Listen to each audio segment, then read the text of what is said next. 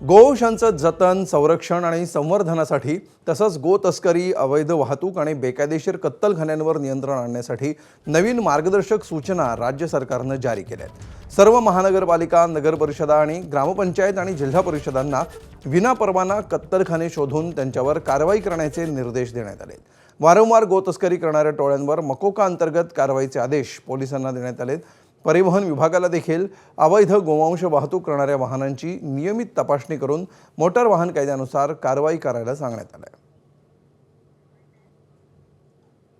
देखिए, हम लोगों ने पहली बार मकोका अप्लाई किया हुआ है और मेरा विश्वास है कि कोर्ट की स्क्रूटिनी में भी ये बिल्कुल जायज़ होगा और इस प्रकार से अगर कोई करेगा तो उस पर मकोका लगेगा। एबीपी माझा, उघडा डोळे बघा नीट।